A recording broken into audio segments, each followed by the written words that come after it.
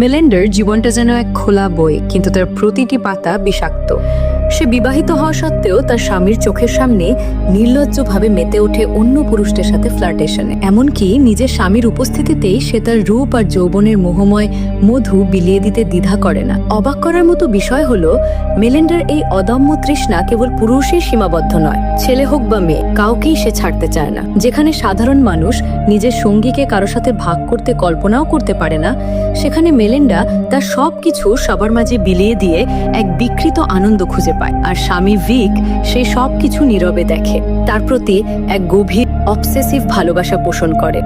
কিন্তু এই নীরবতা কোনো দুর্বলতা নয়, বরং এটি ছিল এক শান্ত ঝড়ের পূর্বাভাস। মেলিন্ডার প্রেমিকদের রহস্যজনক মৃত্যু আর ভিকের নির্বিকার চাহনি আমাদের মনে প্রশ্ন জাগিয়ে দেয়, ভালোবাসার জন্য একজন মানুষ কত গভীরে যেতে পারে। স্বাগতম বন্ধুরা, আপনারা দেখছেন সিনেটক বিডি। আজ আমরা হাজির হয়েছি ডিপ ওয়াটার মুভির গল্প নিয়ে। এটি কেবল একটি বিবাহিত জীবনের টানাপোড়েন নয়, বরং প্রতিশোধ আর অমানবিক লালসার এক রোমহর্ষক কাহিনী। সিনেমার শুরুতেই আমরা ভিক নামের এক ব্যক্তির সাথে পরিচিত হই। তাকে দেখা যায় নির্জন পাহাড়ের রাস্তায় একা একা সাইকেল চালিয়ে বেড়াচ্ছেন। অনেকটা সময় বাইরে কাটানোর পর ভিক যখন তার বাড়ির সামনে পৌঁছান, তখন তিনি দেখেন তার স্ত্রী মেলিন্ডা সদর দরজার সিঁড়িতে বসে তার জন্য অপেক্ষা করছে। মেলিন্ডা এক দৃষ্টিতে ভিকের দিকে তাকিয়ে থাকে। ভিক তাকে জিজ্ঞাসা করে সবকিছু ঠিক আছে কিনা, কিন্তু মেলিন্ডার মৌনতা যেন কোনো এক গভীর রহস্যের ইঙ্গিত দেয়। এরপরই গল্পের দৃশ্যপট ফ্ল্যাশব্যাকে চলে যায়, যেখানে আমরা এই দম্পতির জীবনের পেছনের কাহিনী দেখতে পাই। ভিক এবং মেলিন্ডার একটি ছোট মেয়ে আছে। আজ রাতে তারা একটি পার্টিতে যাওয়ার প্রস্তুতি নিচ্ছেন। যেহেতু তারা দুজনেই বাইরে যাবেন, তাই মেয়ের দেখাশোনা করার জন্য একজন বেবি সিটারকে বাড়িতে ডাকা হয়েছে। এদিকে মেলিন্ডা দ্বিধায় ভুগছে, সে পার্টিতে কি পোশাক পরবে। ভিক নিজেই তাকে সুন্দর পোশাক বেছে নিতে সাহায্য করে এবং পরম মমতা নিয়ে নিজের হাতে মেলিন্ডাকে জুতো পরিয়ে দেয়। মেলিন্ডা তখন ভিককে বলে, আমি তোমার উপর খুব খুশি, আমি তোমাকে অনেক ভালোবাসি। কিন্তু এই গভীর ভালোবাসার বিপরীতে ভিকের নীরবতা এক অদ্ভুত রহস্য তৈরি করে। পার্টিতে পৌঁছানোর পর থেকেই শুরু হয় মেলিন্ডার সেই চিরচেনার রূপ। সেখানে অসংখ্য মানুষের ভিড়ে মেলিন্ডা কোনো রাগঢাক না করেই জোয়েল নামের এক যুবকের সাথে ফ্লার্ট করতে শুরু করে। এক পর্যায়ে সবার সামনেই সে জোয়েলকে চুমু খেতে থাকে। জানলার পাশে দাঁড়িয়ে ভিক যখন এক দৃষ্টিতে বাইরের দিকে তাকিয়েছিল, তখন তার এক বন্ধু এসে তাকে সতর্ক করে। সে বলে, তোমার স্ত্রীর সাথে ওই লোকটার যে সম্পর্ক চলছে তা নিয়ে তোমার কথা বলা উচিত। কিন্তু ভিক অদ্ভুতভাবে উত্তর দেয়, এটা ওর জীবন, আমি ওর ব্যক্তিগত বিষয়ে হস্তক্ষেপ করতে চাই না। পরে যখন ভিক একা থাকে, তখন জোয়েল সেখানে এসে ভিকের সাথে কথা বলার চেষ্টা করে। ভিক তখন এক রহস্যময় খেলা শুরু করে। সে অত্যন্ত শান্ত গলায় জোয়েলকে বলে যে মেলিন্ডার আগের প্রেমিক মার্টিন সম্পর্কে সে সব জানে। মার্টিন মেলিন্ডার খুব ঘনিষ্ঠ ছিল, কিন্তু হঠাৎ করেই সে 2 মাস আগে নিখোঁজ হয়ে যায়। ভিক সরাসরি জোয়েলকে বলে, আমি মার্টিনকে হাতুড়ি দিয়ে পিটিয়ে মেরে ফেলেছি, এখন কি তুমিও ওরকম হতে চাও? এই ভয়ঙ্কর কথা শুনে জোয়েল আতঙ্কিত হয়ে পড়ে। সে ভিককে জিজ্ঞেস করে, তুমি কি আমাকে হুমকি দিচ্ছ? ভিকের এই খুনে চেহারা দেখে জোয়েল এতটাই ভয় পায় যে সে সাথে সাথে পার্টি ছেড়ে চলে যায়। মেলিন্ডা তাকে চলে যেতে দেখে অবাক হয়, কিন্তু ভিক নির্বিকার থাকে। বাড়ি ফেরার পথে তাদের মধ্যে এক অদ্ভুত নীরবতা বিরাজ করছিল। বাড়িতে পৌঁছেই মেলিন্ডা তার বেপরোয়া স্বভাবের পরিচয় দেয়। ভিক সব বুঝতে পারলেও সে কিছু বলে না। মেলিন্ডা মনে করত ভিক মোটেও বুদ্ধিমান নয় এবং সে তার স্ত্রীকে নিয়ন্ত্রণ করার ক্ষমতা রাখে না। পরের দিন সকালে ভিক যখন তার মেয়েকে স্কুলে রেখে ফিরছিল, তখন তার বন্ধুদের সাথে দেখা হয়। চারদিকে রটে গেছে যে ভিক নাকি আগে সে প্রেমিককে খুন করেছে। সবাই এটা নিয়ে হাসাহাসি করলেও ভিকের শান্ত স্বভাবের আড়ালে যে কোনো এক ভয়ঙ্কর সত্য লুকিয়ে আছে, তা কেউ আঁচ করতে পারছিল না। সবার মুখে খুনের কথা ছড়িয়ে পড়লে ভিক হাসতে হাসতে বলে যে সে আসলে মজা করছিল। কিন্তু ভিকের এই অদ্ভুত আচরণ আর নীরবতা সবাইকে ভেতরে ভেতরে অস্থির করে তোলে। অন্যদিকে মেলিন্ডা এসব শুনে কান্নাকাটি করতে শুরু করে আর ভিককে বলে, আমি জোয়েলকে আজকের রাতের ডিনারে ইনভাইট করেছি, তুমি তাকে সরি বলবে। ভিক মেলিন্ডাকে না করতে পারে না। পরে রাতে জোয়েল ডিনারে আসে। ভিক লক্ষ্য করে মেলিন্ডা কিভাবে তাদের মেয়ের সামনে অন্য পুরুষদের সাথে মেলামেশা করছে, যা দেখে তাদের ছোট্ট মেয়েটিও অবাক হয়ে যায়। মেলিন্ডা ডিনার টেবিলে অদ্ভুত আচরণ করতে শুরু করে, যেটা খেলে তার অ্যালার্জি হয়। সেটাও সে জোয়েলকে দেখানোর জন্য খায়। ভিক যখন তার মেয়েকে ঘুম পাড়ানোর জন্য রুমে যায়, তখন মেলিন্ডা ও জোয়েল মিলান মেলায় মেতে ওঠে। মেলিন্ডার মধু বিতরণের শব্দ ভিক শুনছিল। ভিক রুম থেকে বের হয়ে সবকিছুই দেখতে পায়। এরপর মেলিন্ডা ভিককে সরি বলতে বলে জোয়েলের কাছে, কিন্তু জোয়েলকে ভিক একা পেয়ে বলে, আমি মার্টিনকে খুন করেছি। হাতুড়ি দিয়ে মারতে মারতে তার জান নিয়েছি। তোমার কি মনে হয় আমি তোমার কাছে ক্ষমা চাইবো? এই সব কিছু শুনে জোয়েল ভয়ে আতঙ্কিত হয়ে সেখান থেকে চলে যায়। তারপর মেলিন্ডা অনেক চেষ্টা করেও আর যোগাযোগ করতে পারে না। মেলিন্ডার বেপরোয়া স্বভাব যেন দিন দিন আরো বেড়েই চলেছে। সে তার নিখোঁজ প্রেমিকের জন্য শোক প্রকাশ করলেও তার নতুন নতুন সম্পর্ক থেমে থাকে না। এরপর একদিন পার্টিতে ভিক তার বন্ধুর ওয়াইফের সাথে ফ্লার্ট করতে শুরু করে। মেলিন্ডার এসব একদমই ভালো লাগে না। এসে পার্টি থেকে চলে আসে। বাড়ি ফেরার পর মেলিন্ডা ভিককে চ্যালেঞ্জ করে। ভিক তখন পরিষ্কার জানিয়ে দেয়, যদি তুমি আমার সাথে প্রতারণা করো তবে আমি তোমাকে মেরে ফেলবো। তারপর ভিক বলে, আমি তোমাকে জ্যালেস করার জন্য এসব করেছি। তারপর তাদের দুজন মিলান মেলায় মেতে ওঠে। এরপর মেলিন্ডার জীবনে নতুন এক প্রেমিকের প্রবেশ ঘটে, যার নাম রিকি। সে একজন পিয়ানো বাদক। মেলিন্ডার সাথে রিকি দেখা হয় একটি পার্টিতে। প্রথম দেখাতেই তারা অনেক ঘনিষ্ঠ হয়ে পড়ে। পার্টিতে সবার সামনে তারা দুজনে ঠোঁটের ব্যায়াম করতে শুরু করে। ভিক সবকিছুই দূর থেকে দেখছিল। ভিকের বন্ধুরা তাকে নিয়ে হাসছিল।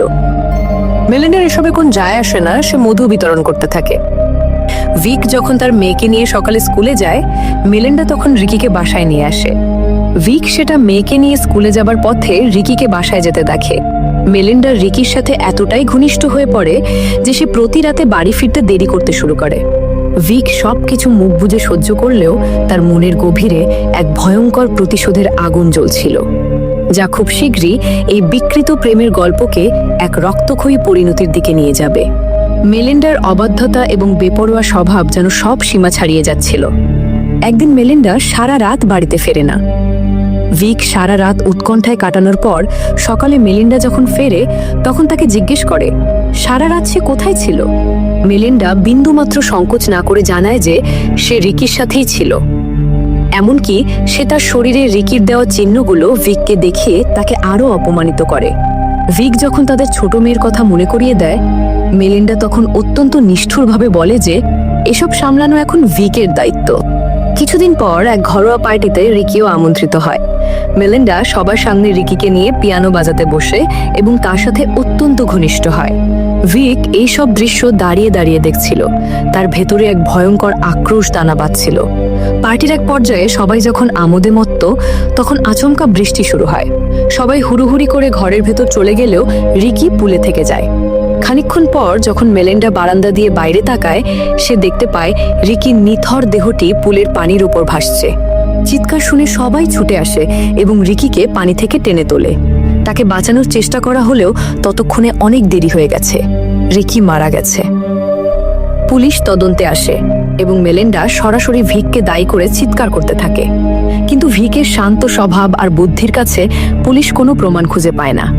আশ্চর্যজনক বিষয় হলো, রিকি মৃত্যুর পর মেলিন্ডার আচরণে এক অদ্ভুত পরিবর্তন আসে। সে কাঁদতে কাঁদতে বাড়ি ফিরলেও এক পর্যায়ে ভিককে বলে, আমি জানি তুমি ওকে মেরেছ, আর এটা করেছো শুধু আমাকে পাওয়ার জন্য। তার মানে তুমি আমাকে এখনো অনেক ভালোবাসো। এরপর আমরা দেখতে পারি ভিক কিভাবে পানিতে ডুবিয়ে রিকিকে মেরেছে। তার স্ত্রীর সাথে মিলনমেলার দৃশ্যগুলো মনে করে করে প্রতিহিংসায় কিভাবে পানিতে চুবিয়েছে। কিন্তু এর মধ্যেই ভিকের প্রতিবেশী এবং বন্ধুরা তাকে সন্দেহ করতে শুরু করে। তারা বিশ্বাস করে ভিক একজন ঠান্ডা মাথার খুনি এবং তারা ভিককে হাতে নাতে ধরার জন্য পরিকল্পনা করতে থাকে। ভিকের শান্ত জীবনের চারদিকে এবার সন্দেহের জাল ঘনীভূত হতে শুরু করে।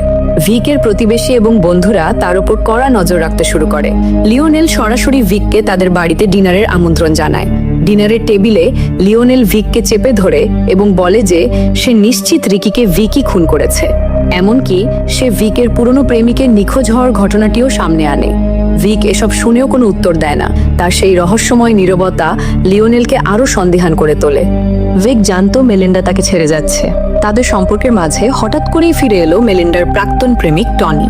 ভিক নিজের চোখের সামনে দেখলো তাদের বাড়ির ভেতরেই মেলিন্ডা ও টনির ঘনিষ্ঠতা। সেই পরিচিত ঈর্ষার আগুন ভিকের রক্তে আবার টকবক করে ফুটতে শুরু করলো। কিন্তু পরিস্থিতির মোড় ঘুরল তখন, যখন ভিক আড়ি পেতে শুনল মেলিন্ডার গোপন পরিকল্পনা।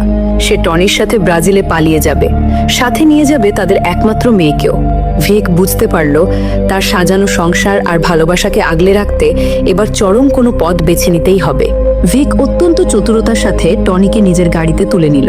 পাহাড়ি আঁকাবাঁকা নির্জন রাস্তা দিয়ে যাওয়ার সময় ভিক খুব শান্তভাবে টনিকে তাদের সম্পর্কের গভীরতা নিয়ে প্রশ্ন করতে থাকে। টনি ঘুণাক্ষরেও টের পায়নি ভিকের এই শান্ত স্বভাবের আড়ালে লুকিয়ে আছে এক খুনি সত্তা। বনের গভীরে, যেখানে নেটওয়ার্কের কোনো চিহ্ন নেই, সেখানে ভিক গাড়ি থামালো। গাড়ি থেকে নামতেই ভিক তার সবটুকু আক্রোশ নিয়ে একটি বড় পাথর দিয়ে টনির ওপর ঝাঁপিয়ে পড়ল। বারবার মাথায় আঘাতে নিস্তেজ হয়ে যাওয়া টনিকে সে পাহাড়ের ঢাল বেয়ে নিচের এক জলপ্রপাতে ফেলে দিল। পরিচয় মুছে দিতে টনির আইডি কার্ড আর ব্যক্তিগত জিনিসপত্র নিজের পকেটে ভরে নিয়ে ভিক অত্যন্ত ধীরস্থিরভাবে বাড়ি ফিরে এলো। তার চোখে মুখে ছিল এক অদ্ভুত প্রশান্তি, যেন এক বিষাক্ত কাঁটা সে উপরে ফেলেছে। পরদিন ভিক যেন এক আদর্শ বাবার মূর্তিতে ধরা দিল। মেয়েকে নিয়ে হই হুল্লোড় আর আনন্দের মাঝে সে প্রস্তাব দিল জলপ্রপাতের ধারে পিকনিকে যাওয়ার। কিন্তু সেখানে গিয়েই ঘটল বিপত্তি। খেলতে খেলতে ভিকের মেয়ে ঠিক সেই জায়গায় চলে যায় যেখানে টনির দেহটি লুকানো ছিল। মেয়েকে বাঁচাতে ভিক যখন পানিতে নামলো, ঠিক তখনই টনির নিথর দেহটি পানির ওপরে ভেসে উঠল।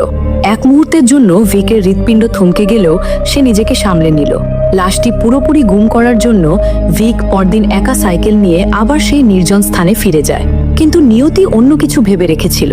তার প্রতিবেশী লিওনেল সেখানে উপস্থিত হয়ে ভিককে হাতে নাতে দেখে ফেলে। আতঙ্কিত লিওনেল গাড়ি নিয়ে পালানোর চেষ্টা করলে ভিক তার সাইকেল নিয়েই এক পাবলাটে ধাওয়া শুরু বাঁকে। লিওনেল নিয়ন্ত্রণ হারায় এবং তার গাড়িটি গভীর খাদে আছড়ে পড়ে। লিওনেলের মৃত্যু নিশ্চিত করে ভিক যেন এক অদৃশ্য যুদ্ধ জয় করে শান্ত মনে বাড়ি ফিরে আসে। বাড়িতে ফিরে ভিক দেখল মেলিন্ডা সিঁড়িতে বসে আছে। তার হাতে টনির সেই আইডি কার্ড যা ভিক লুকিয়ে রেখেছিল। মেলিন্ডার বুঝতে বাকি রইল না যে ভিকই টনিকে খুন করেছে। যে কেউ হলে হয়তো পুলিশকে ডাকত, কিন্তু মেলিন্ডা সবার ধারণার বাইরে গিয়ে সেই আইডি কার্ডটি আগুনের শিখায় পুড়িয়ে ফেলল। মেলিন্ডা বুঝতে পারল ভিকের এই ভালোবাসা সাধারণ নয়, এটি এক বিধ্বংসী, আদিম এবং রক্তমাখা অধিকার বোধ। সে মনে মনে হয়তো এমন এক প্রেমিককেই চেয়েছিল যে তাকে আগলে রাখতে যে কোনো অপরাধ করতে পিছপা হবে না। সব অপরাধ, রক্ত আর গোপনীয়তার সাথে নিয়েই এই বিষাক্ত দম্পতি আবার একে অপরের কাছে ফিরে আসে। তাদের এই অন্ধকার ভালোবাসার কাছে নীতি নৈতিকতা হার মানে, আর এভাবেই শেষ হয় ডিপ ওয়াটারের রোমহর্ষক এই গল্প।